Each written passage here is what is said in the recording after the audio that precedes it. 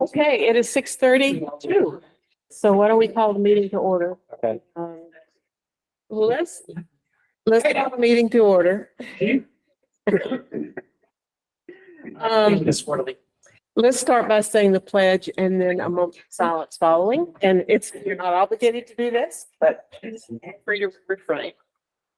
All right. I pledge allegiance to the flag of the United States of America and to the republic for which it stands, one nation, under God, indivisible, with liberty and justice for all.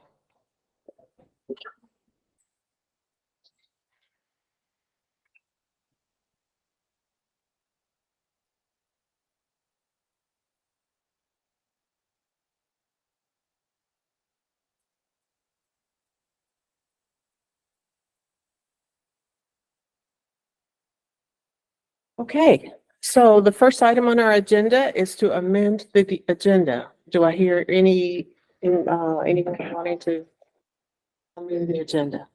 Okay, I see no one. Let's look at the previous minutes, which were from January 2nd.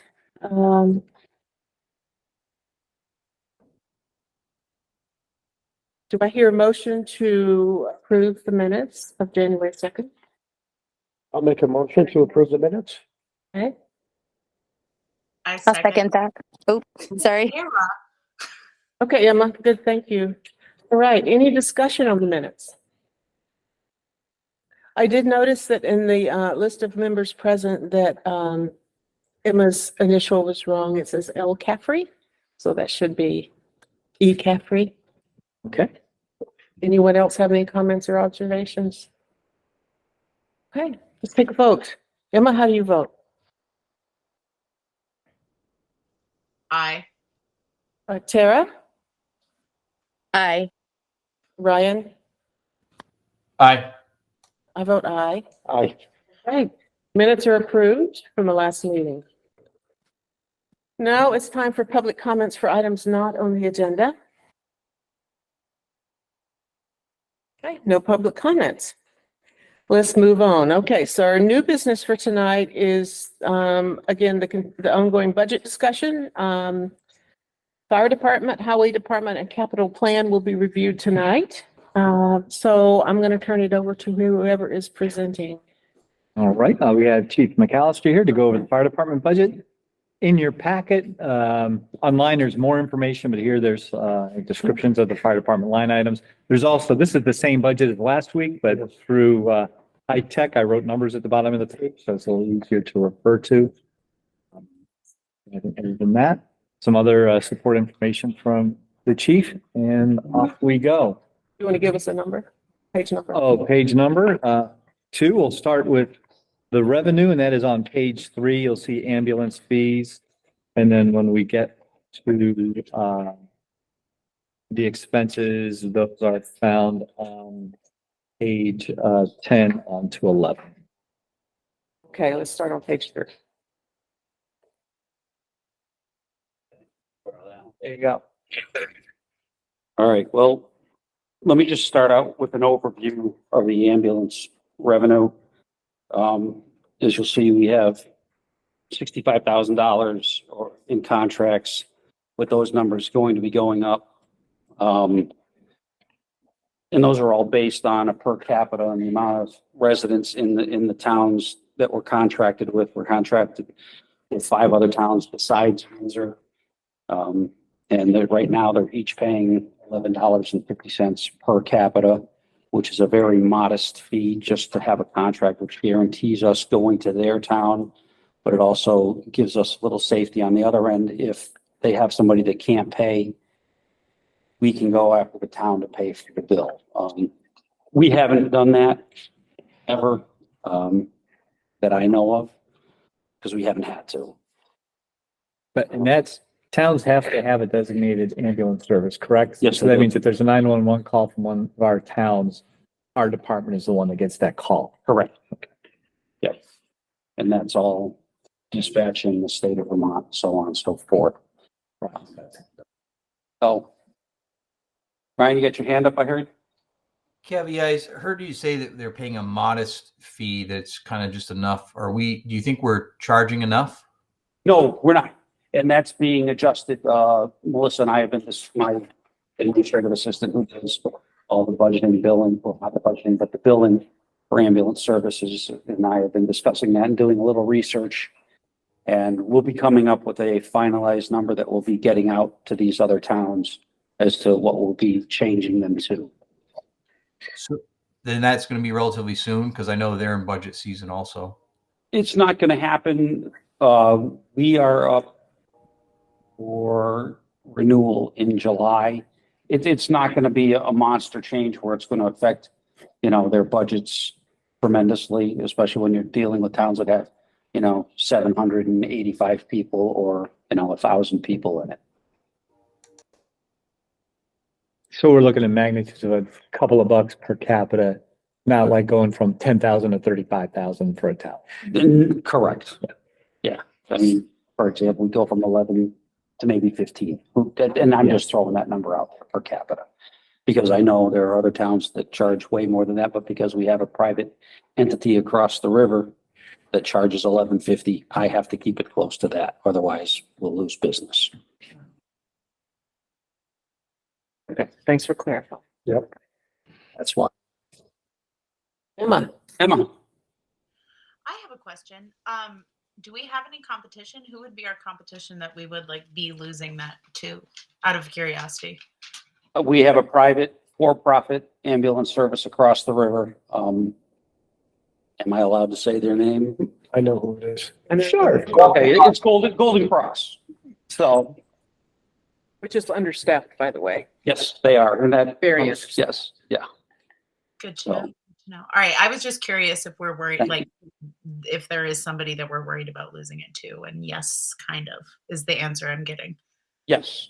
Okay. I mean, we actually have gone back and forth with that ambulance service for the town of Reading, and it was all over 50 cents per capita. Even though Windsor Ambulance Service, as far as I'm concerned, offers a lot more, where my people are trained to do extrication, so on and so forth. They go in the ambulance as well as in fire type things, so they can alleviate that while we're waiting for Reading Rescue and Fire to show up on scene. So. Hey, Chief, another question. Have we lost customers to Golden and then they come back to us because our service is premier compared to theirs? Has that happened within the last few years at all, or? I don't know if that came into play with us getting Reading back, but Yeah. no, we haven't lost any other towns because of that. Okay, thank you. Our service has always been very well received in the other towns. So, I mean, in other words, like they've said, okay, we're gonna pay less to go with them, but then they come back to us saying, okay, it's actually worth the buck. We'll pay a little bit more because Windsor is. I think that's what premier. happened with Reading. That's okay. Thank you. Because we do offer more. I'm not- Yes. And personally, Yeah, pride for absolutely. my people, I think we offer a better product. Yeah, absolutely. So- Thank you, Chief. Okay. Kathy Hoyt, Kathy has a Next hand up. Can you say what the other towns are? Yes, we have Cornish, New Hampshire, Plainfield, New Hampshire, West Windsor, Heartland, and Reading. Okay, thank you. And which ones of these are negotiating for, are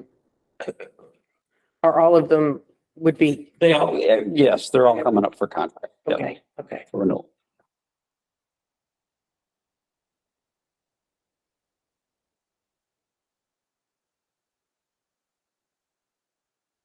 Do you want me to go line item by line item and the revenue? I mean, I can give a. Budget committee want, what does the budget committee want? I'm looking around.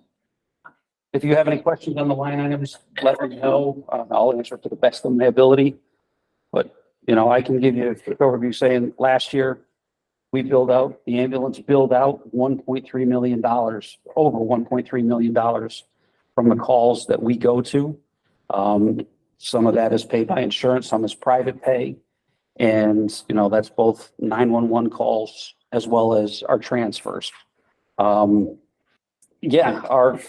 Our ambulances generate revenue, and a lot of the Windsor public and citizens don't understand that. So they look at the size of my department and our budget, which is large, but we generate revenue to help offset all that and getting those, calls in and especially the transfers. That's where we, can afford the people and the calls that we go to. Yes, Ryan? Speaking about transfers, I know that there was a big concern about Medicaid reimbursement. Yes.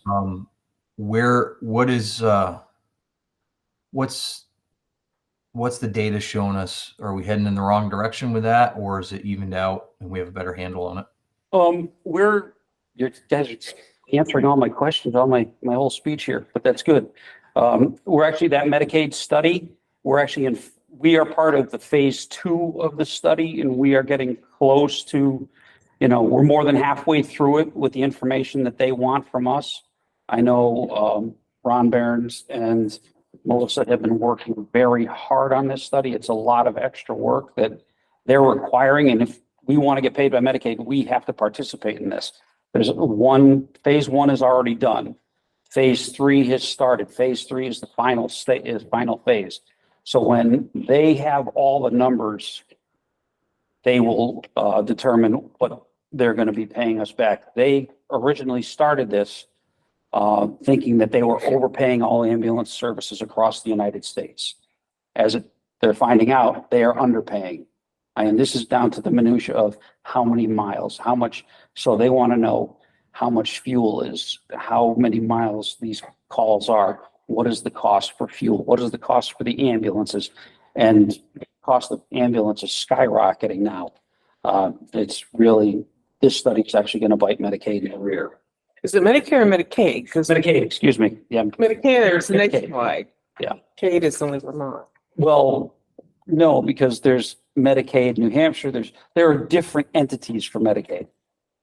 That's like, I do not accept mass Medicaid. Okay. So I won't take a patient that has mass Medicaid if it's on a transfer. These are all questions we ask beforehand. We have a whole little flow chart that we've come up with so we avoid, not getting paid as best as we can.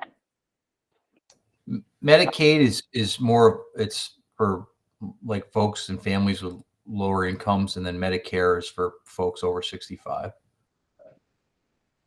And then I'm sure each state has their own funded through the feds, but Medicaid is more of the lower income folks, and then Medicare is 65 plus. Yep. Is there any problem with Medicare? No, they both have their ups and downs, pluses and minuses, but it's just part of doing business. But this study is, addressing the biggest issue. Have you found that there's any extra issues with Medicare Advantage plans as opposed to regular Medicare? I personally haven't heard of any, and trust me, my billing person would be vocal about it if there were. And she's on top of it. She takes all kinds of courses because they're constantly changing things. So she stays right on it. And because I do have a private in-house person doing these things, we actually have a higher return than if we had some outside company doing it. Right. So she actually also does the follow through and can change codes, or if they don't understand something, where a private company would just say, okay, she does the follow up, gets it changed, gets it fixed. And then 9 times out of 10, we'll get the money. Yeah, I know that Scotty, through their billing department, she told me this, but I'm supposed to or not, it's going to be public record. That she said that there's some companies that they have a lot of trouble with getting paid. And we know UVM decided to not even take United Healthcare. Right. So I was just curious whether we're running into that same issue because of them either underpaying or not paying. Well, like you said, there are multiple entities that we hear their name and we tell the person requesting the transfer, we're not taking that because we won't get paid. So, and that list grows. And the billing person, she's got not an enviable job, because sometimes you get a 911 call, you're providing a service. you don't ask what they have when you're doing that. Correct. But there's certainly looking at when you get down to like the write-offs and that kind of thing, the amount of tracking you have to do to get the, that first payment and the follow-up and the coding and all of that. From what I understand, there are a number of companies that are just very difficult to work with to get the money that you're due. Yes. You have in your, that you go about a year with the bill, is that right? Or do you guys go any longer when you're trying to collect either underpayment or bad debt? We start the write-off at a year, you know, especially if you look at the size of the write-off. You know, some more aggressive about, you know, but especially the larger ones. A decision gets made at a year that if we're making progress, we don't write it off, but there are others where you know it's a dead end and we just don't keep it on the books. Because some people will pay, kind of like they do with hospitals, they'll pay $50 here, what they can. Right. And we'll accept that for as long as they can. So. Okay. This way. Yep. Yes, sir. Yep, so I'll just throw this out as a layman. With our ambulance transport service, other than just straight fire department for Windsor and ambulances, would you say the transport service money in to money out is pretty fair? Is it profitable? Is it breaking even? Are we losing money? Are we losing revenue from the transport service itself, not just our regular firefighter? There are a couple ambulances we have for transport, correct? Just for the transport. We have- service. So personnel, They're designated for transfer. yes, okay, Yes. transfer. Yep. So how's that Transporting to looking? 911. That's actually the better side of the revenue or the transfers, because that's guaranteed money. Yep. Because that's coming out of a hospital. Yep. And even the hospitals will pay us directly. Yep. You know, and it's a bigger picture than are we just making money, losing money, breaking even. Like I said, you know, I billed out $1.3 million last fiscal year. I think we got back 800 and something thousand cash, so on and so forth. And that's all in here. But, you know, if we didn't have that, that money actually supports the fire side as well, because they're Okay. not two separate entities. So all that revenue coming in allows us to do all the stuff that we do as a fire department. And in the end, what we pay out as a full-time fire ambulance service is sometimes less than what a volunteer service will cost. And the money coming in for the fire department, the revenue coming in, does that stay within the fire department itself? So that's, you know, The fire department has no revenue. right. It's just. where the does, ambulance. So, but the check go it's to? all one. That's handled by Ron and. The town gets paid. Town. Like there's Okay. no segregation of that's Yeah. fire department money. Yeah. It's municipal funds. Municipal General funds, okay. Yeah. All right, thank you, chief. Now, we were talking a little bit about this since the last meeting and that, if we were going to have like the 24/7 department that had two people on, with a chief and an assistant, so you're talking significantly reduced staff. The cost for that would be somewhere between 850,000 and $1 million a year. At what the current rates and benefit packages are to have two people on 24/7. Doesn't count supplies, any of that kind of stuff. Right now, we're netting it around 700,000. So if we didn't have the ambulance service, Yep. we wouldn't have the 911 response and the other things. So I think kind of mentioned last week, it was stronger before all the costs started escalating and then Medicaid wasn't keeping up. So it's not as strong as it was before. And those changes came hard and fast after COVID screwed everything up in everybody's business anyway. So we've been on top of which way are things trending. And like Kevin has said, he's part of this study committee, but it's not just the money. It's if we weren't here, somebody had mentioned Golden Cross is having some staffing problems, as is everybody. So if we weren't here and somebody in Windsor had a concern and called 911, with Hartford, maybe Golden, I mean. It depends on where in town you'd be. The ambulance could be coming from Springfield Fire that has one 911 ambulance, or Hartford that only has, I think, 2 911 ambulances. And we certainly don't want to start talking about Hanover or Lebanon because they're even further away, or Woodstock, that's where those backup calls come from. So it's all a matter of where in town it would be. It just, the safety of our people, It's a very dynamic market. It's moving not the right way where it's just more coming in. It's, there's the public safety concern, but it's not that difficult to just run some very back of the envelope numbers to show that not going to transfer as public safety aside costs more than doing what we're doing. If we could pick and choose what we wanted to respond to, it would be a different story. and there are things happening in the legislature right now. There's House Bill 622, where they are also looking at how much money we're getting and is it enough? And there are other things that are happening within that bill as well, but they're trying to get us more money for our calls as well from the state. And they'll get that money from the Fed somehow, and then they'll distribute it out. It's something they're working through and something that they're actually discussing now in the House. Another thing they're looking at in the legislature is getting, we're talking about some of the write-offs, so on and so forth. We have what we call, no transport calls. And what that means is we'll be called on a 911 to a home, and it can come across as an overdose, can come across as a fall, can come across as an assist. And we may find somebody on the floor and we have to pick them up, get them in their chair, we check them, make sure they are okay, they didn't have a medical issue. And they say, nope, I don't want to go to the hospital. Or we give the person Narcan, bring them back to life.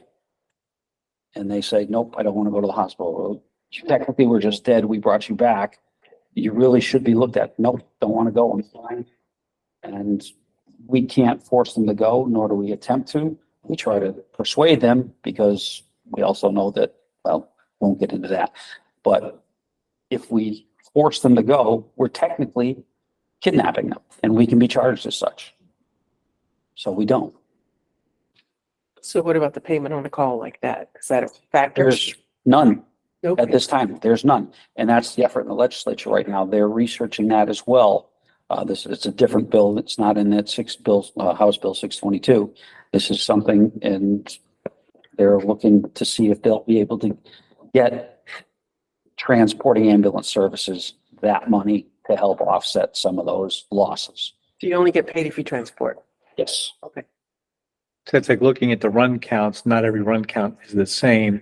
And as some of those calls have increased over, the recent past, it brings the, billing per call down because we respond, we provide medical assistance, yet we don't bill it.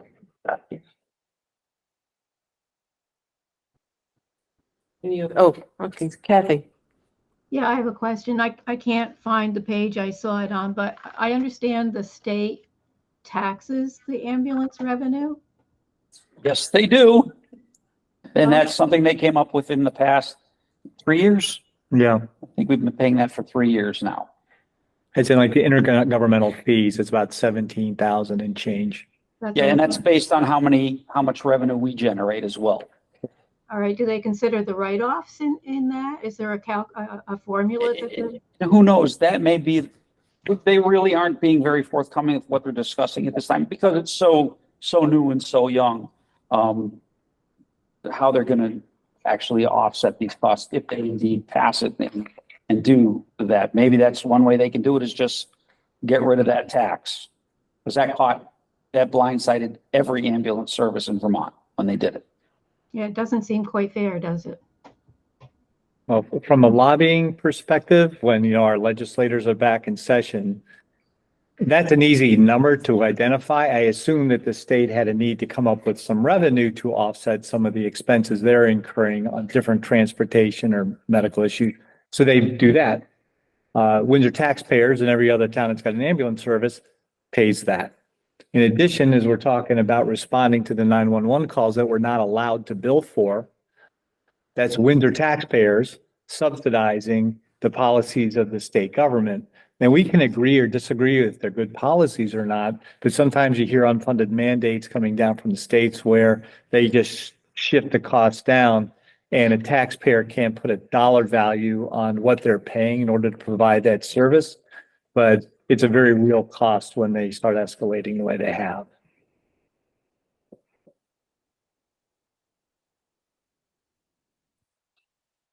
And another thing I'm looking at to generate more revenue, but also provide a better service is with my paramedics. We are frequently requested to get, what we call, a PIFT, and that's on the New Hampshire side of the river, or critical care transport on the Vermont side. And they both require special training by my paramedics. And then we have to be certified by the state to be both either PIFT or critical care transport services. But we are then allowed to charge a bigger sum because it is a paramedic that is going on board and doing more advanced treatments on, these transfers. And obviously, I wouldn't take my paramedic out of town and send them to Hartford. We've had Springfield Hospital call us twice in the last week to take a patient from Springfield to Hartford on a paramedic transfer. And I wouldn't do that because that takes my paramedic out for about 5 hours out of town. And I have a duty to all 6 towns to make sure I have ALS coverage.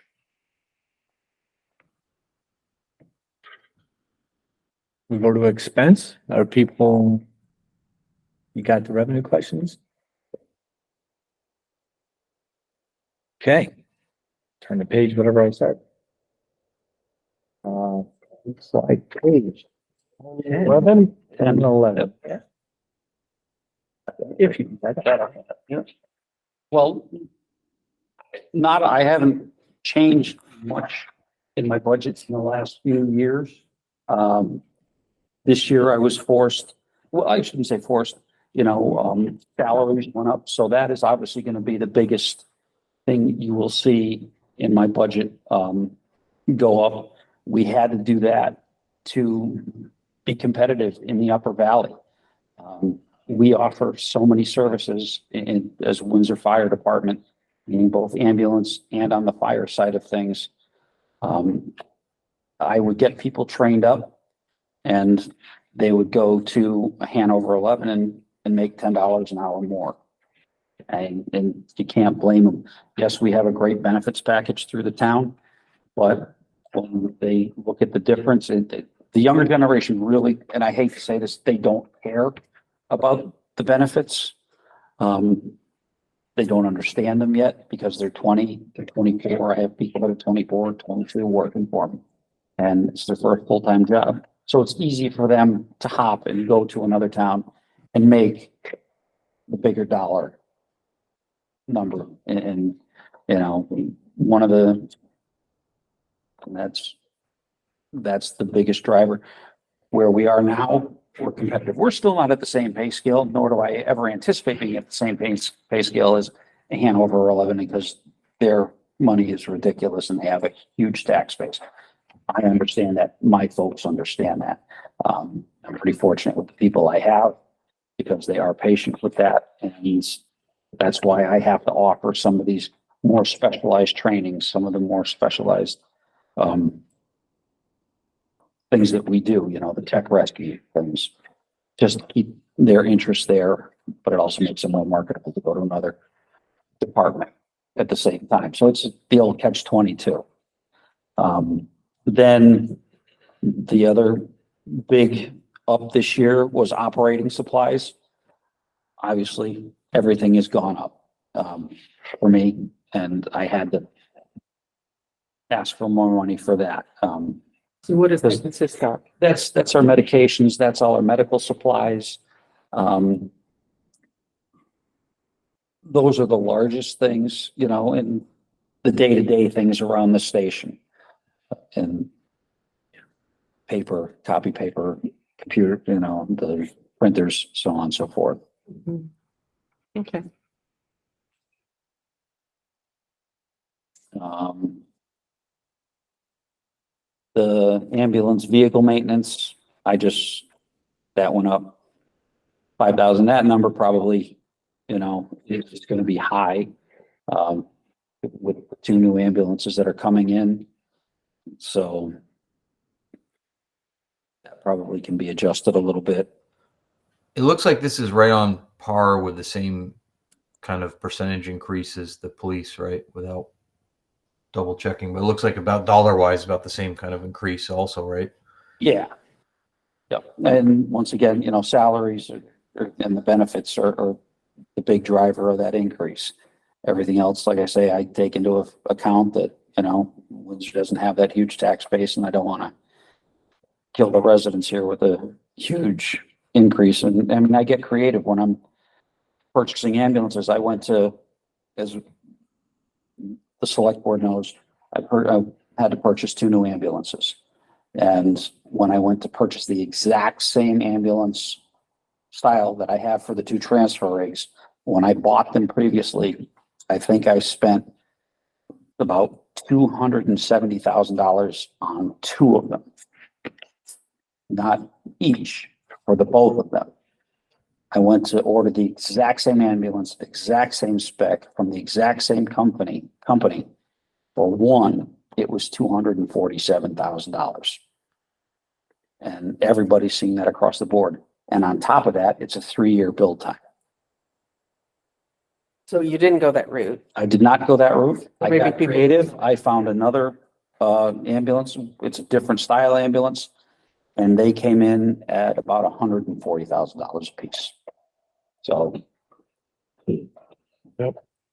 And my folks are real happy with the style and all that. They actually said they drive a lot better than what we have. And, from people that have been in these and driven them before. So there was research that was done and found one of the more reliable companies. You should be taking delivery of those end of March, beginning of April. I was hoping after mud season, but they're all wheel drive, where the ones I have now are just rear wheel drive. So they'll do well in the Vermont winters. Are they diesel or gas? Gas. Diesels are running into a lot of problems, whether it's my fire apparatus or my ambulances because of the new required DEF systems that they've put in. It's burning through exhaust systems and more kinds of problems and maintenance, as well as, where do we put all the waste?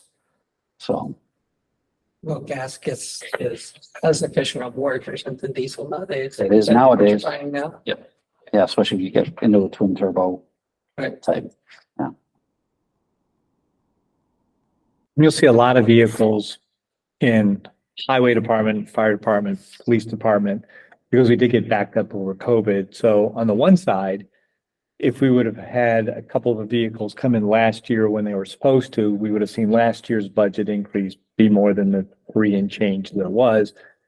They're all coming in now and all the financing is starting now. So we're seeing instead of a kind of a gradual, we're seeing hitting a wall and going up there. It's 20, 60, 70, 80, $90,000 or so in vehicle payments this year. That it's not like it would have been 0, but there's quite in addition to the fleet, and in many cases, none too soon. Right. For example, the select board knows, but I ordered an ambulance pre-COVID, guaranteed to be delivered in 145 days. I was still waiting at 900 days. I finally received it, and now it needs more work than any ambulance I've ever received. Are these replacing existing or is it? Yes. No, we're at a number now where this is all we want, all we need, and don't want to grow anymore. So it'll be 4, 2 transfer and 2 ALS 911 rigs.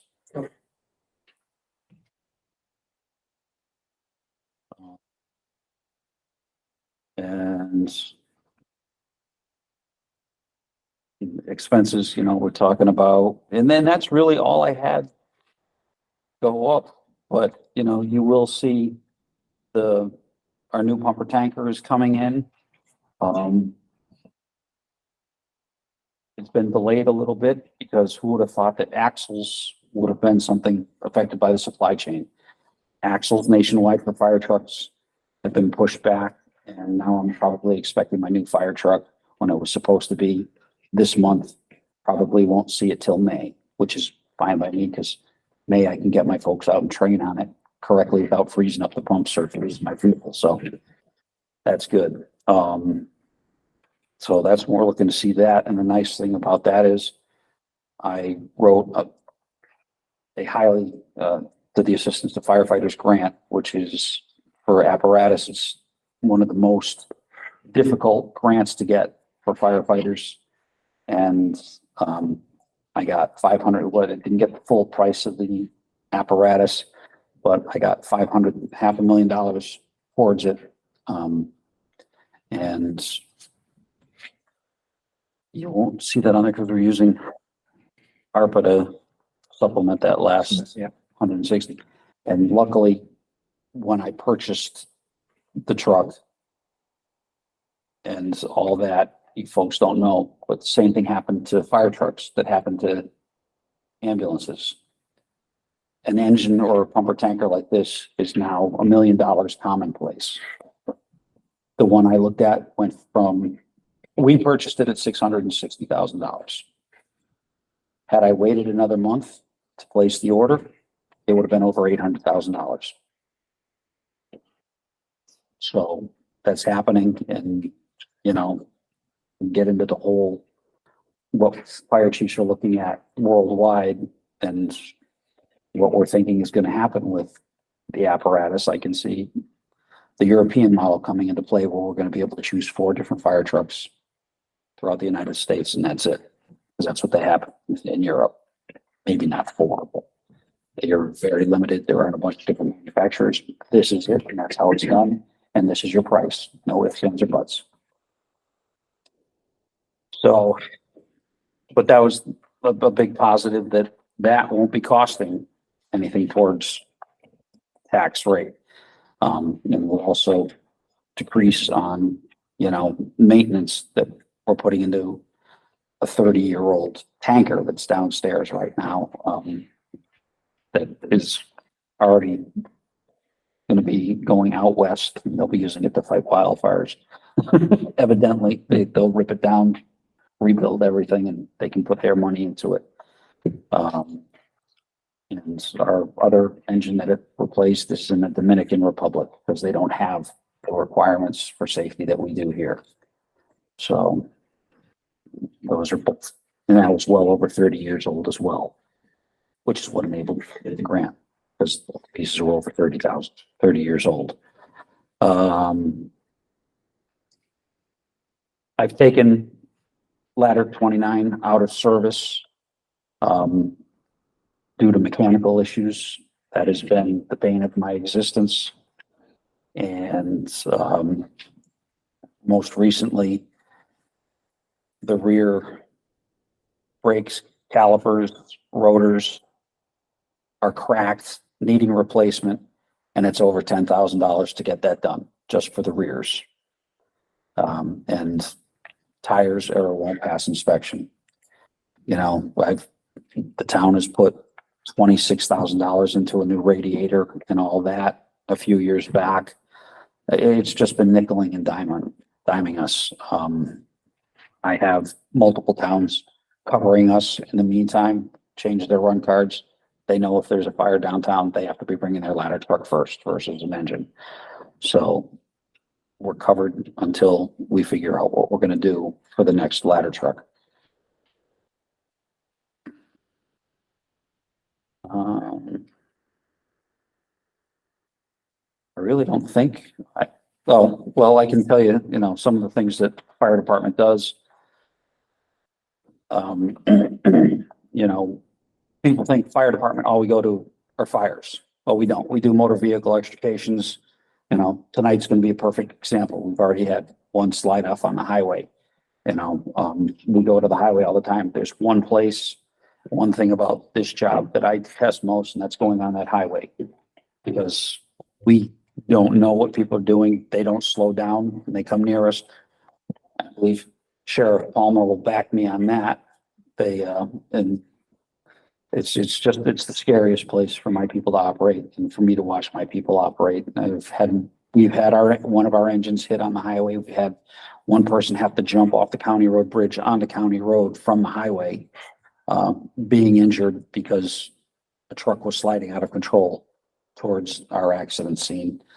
And I personally had to run off the highway because a tractor trailer truck was sliding sideways at myself and another firefighter. It's just not a fun place to be, but, we take care of gas leaks, like natural gas, propane, so on and so forth, leaks, spills. As I said before, we do the rope rescue, do those on the mountain, or we actually helped in a Scotty pull a guy up over a bank that rolled his tractor down over a bank. So we're called to other towns as well with these specialties. Swiftwater rescue. The USAR team is interested in contracting with us, so we will cover this part of the Connecticut River. And if they need us to go elsewhere in the state, they will pay us to do that. Because I now have enough people that are up to their certifications, their technician certifications, and they actually will be giving us a boat at no cost. And then, of course, we do ice rescue. And when I have my people trained, I send a couple people that are certified instructors to the next step to do the instruction. So I save money by having the training then happen in-house for any new people that I have. I no longer have to send somebody to New York or to Boston to get the specialized training. It's all part of, cost efficiency by having the training done in-house. And these folks can actually earn money with other departments when they go there to teach other departments how to do this. So there's a benefit for everybody. They don't charge me when they teach in Windsor. Now, part of the agreement to making them instructors, they don't charge me when they teach the course for Windsor, but they're free to charge other departments. And we do all these things just because of the number of personnel that we do have available and trained to do these things. I'll do a callback for these things and people will come out of the woodwork because they like doing that kind of stuff. Adrenaline junkies, if you like this, that. And then we do the small stuff. We pump basements that are full of water. We do search and rescue on the mountains or wherever they happen to be. We had a young kid disappear at 7 a.m. in the morning and we found him. We were called to assist the police. There's only 2 police officers on. They can't search this town by themselves. They call us and we're trained to do that. So it was a nice ending to the whole thing, finding the kid. He'd been out in the snow and rain for quite some time and he was cold, but we got him back home and everything was well. So down wires, tonight's going to be a perfect example. When the winds pick up after midnight, heavy snow followed by rain, it's going to be a long night. Building inspections, we do that in conjunction with the state, especially a lot of the multi-occupancy dwellings, 65 State Street or the multi-family apartment, the tenement houses that we have. We go in with them to make sure they're safe and are all up to code. And that keeps, our insurance levels down as town as a whole by making sure that these buildings are in compliance. The last thing I want to end with is just found this out recently, is that I applied for a grant from Homeland Security. It took a while for it to come. And with the help of Chief Frank, I needed some questions concerning the police department. And I got us a grant to purchase new radios for both departments. That's great. So, and it was much needed because the radios we both have, they're no longer making parts for. We literally have to send 3 or 4 radios that are out of service back to have them make one for us at this time. It's just because the technology changed so fast. So That sounds like $300,000 now. I think a radio's, I think it's $25. You guys have nicer radios. And ours aren't as nice as the police department. That's, And the nice thing is actually the police department, they went with Motorola because that's what their body cameras Yeah. are. And now they link up with the body camera. So any transmission that they have, and Ryan, please correct me if I'm wrong, but when they use the Motorola radio, it will link into that and everything is recorded on the body camera. So, and there are a bunch of other security things that these radios. Yeah, that's probably right. I mean, all those brands, they kind of build an ecosystem. So once you get one piece of it, you kind of get sucked into buying all of it. But they're obviously the kind of the gold standard for the radio market. But thank you, Chief McAllister. I think this has been very insightful for me. Appreciate everything you're doing for us. Sir. So, question, comment for Tom, first of all, didn't we, approve some ARPA funding towards radios for the police department? yeah, we did. It's So the that would grant be- plus the ARPA. So the grant, the ARPA, with the grant, we'll take care of it, or does the ARPA money Yeah, now go back to ARPA? it's kind of like the fire truck. I mean, we're talking about $1 million worth of stuff between the truck and the Yeah. radios that are getting Yeah. paid through grants Yeah. that the chief has received and the gas being filled by those ARPA funds. So imagine what this would look like, because those aren't, I know. gee, wouldn't it be nice to be able to talk to the other emergency responders? It's kind of a requirement when they're doing what they're doing. And having a truck that actually runs is always a nice thing too. So those never show up on the budgets. It's just paying attention to what's happening in the community. And I would say it is indicative of the quality of the department heads that we have here that do things that are sort of expected, but I think applying for grants is one thing, but the success rate because of the thoroughness is something that I don't think a lot of departments our size see. And so our ladder truck is cooked. So we're probably looking at like 750,000 to maybe get another one, right? I mean, used this was 2 years ago was 660 and you could barely. So obviously it looked like a ladder truck is cooked. We don't have one. We have some support from neighboring towns. So question to Tom or Chief, either or. What is it going to look like? What does it look like to say, okay, we found a truck for 800,000? What does that look like for us to do a purchase? Is it 100,000 down, stretch out for 10 years at 26,000 a year? How does that work, Tom? Because, that's a big number, but how do we make payments on it? Because that's obviously going to be something we got to be discussing soon. Well, just to give you a magnitude of scale. Yes, When we bond $1 million. Yes. That costs us about 75,000 a year for 20 years. okay, I don't know if you could get a 20-year loan on a used fire truck. You probably could on a truck that big that would be new.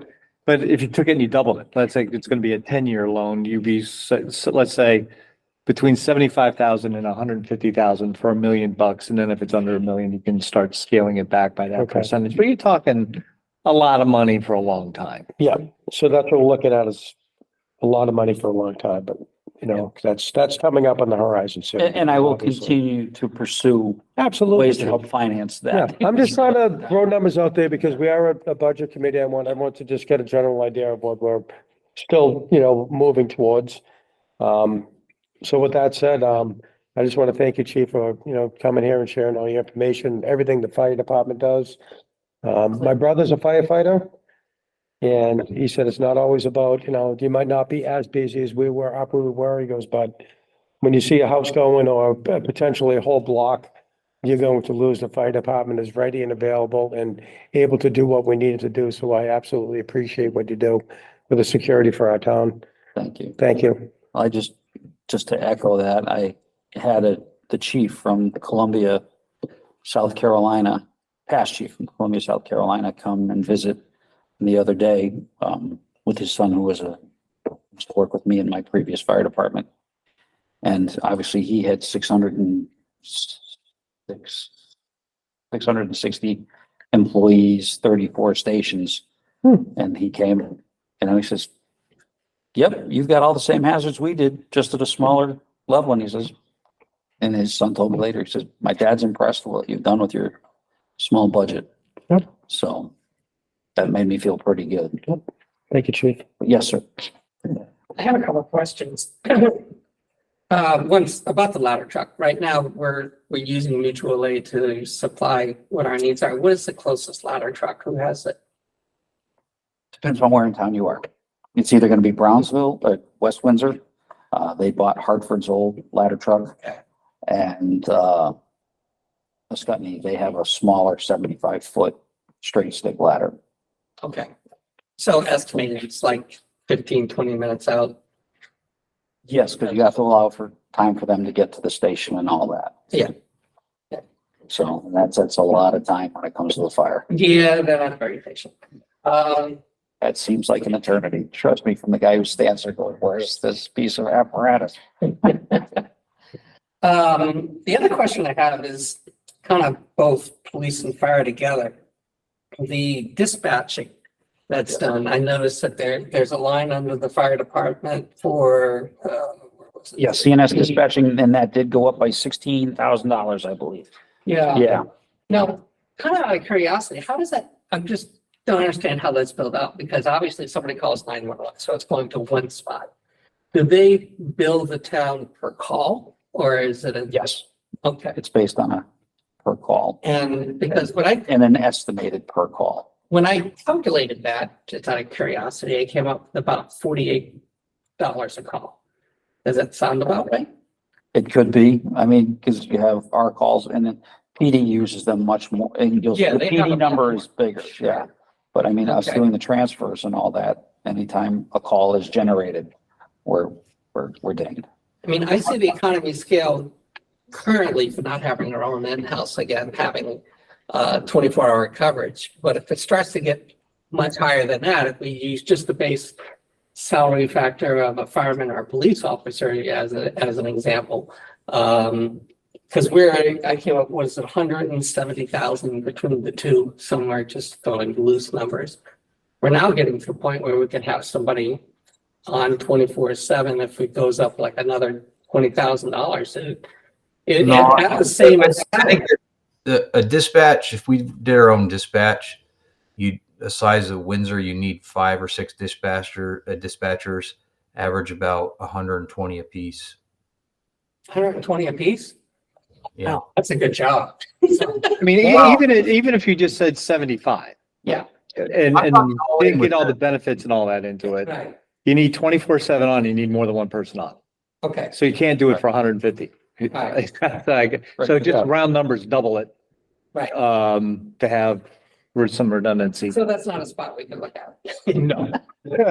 Plus buying the equipment. Well, Good luck. That's what I'm doing, yes. And I see the percentage increases in some of these areas that are way above inflation, way above everything else. I understand part of that is because of COVID where nothing happened. So we've got inflation plus we have the years that normally would have had some increases that had nothing, and now it's all just happening at once.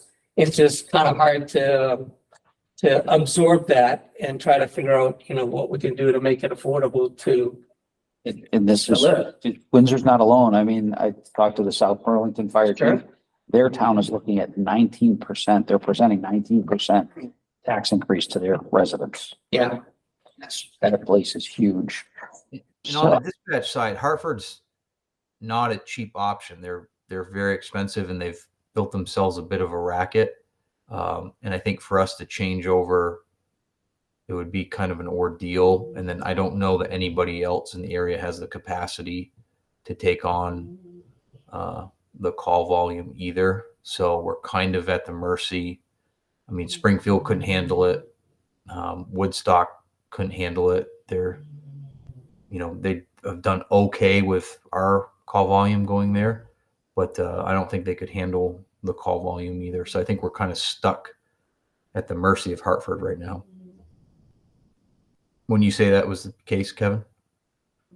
Yeah, I mean, we actually looked at doing Hanover dispatch as well that has the capacity to take us because they have enough people on board, but there's no cost savings. The only matter of fact, it may have cost a little more, but And being able to, they couldn't do police. It would be such an ordeal for them to do our policing that right, it wouldn't make any sense. right. Like you say, the technology that they would have to, that we would have to absorb, or they would have to absorb would be too much. Just because of things that happen in the background that most people don't see or know about.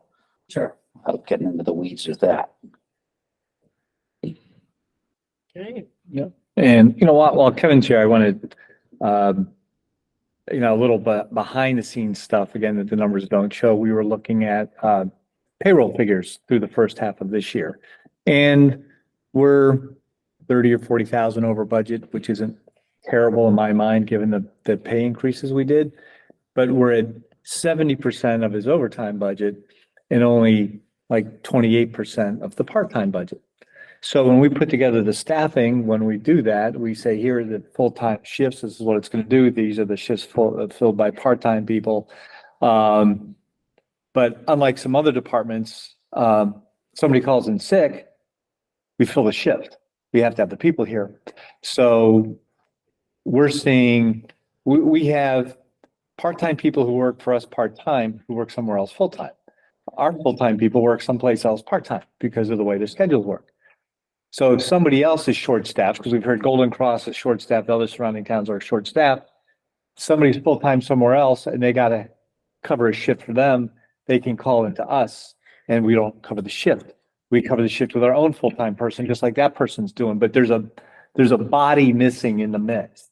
So what that happens is then whether it's Mount Scottney or Dartmouth or a nursing home, they call and say, we need a transport. Well, that person's short-staffed, or we're all short-staffed at different times. So it's helped that we've had our wage increases and we're keeping our good people, but the numbers don't show the juggling that's going on behind the scenes, that you can't schedule for the people who aren't there. And while we expect our full-time people to put us first, the other departments do the same. And Kevin's the one stuck in the middle saying, well, how are we going to keep these things on? So that's just like, I say by far, Kevin's staffing and what he has to deal with is by far the most complicated, of all the departments. So it's a good job at it. Okay. Anything else before we move on? Thank you. Okay, thank you. Thank you all for your time. Yeah, thank you. Go home, get a Make good sure night's we do sleep. go. I'm gonna go have dinner. Oh, come on here. That's up there.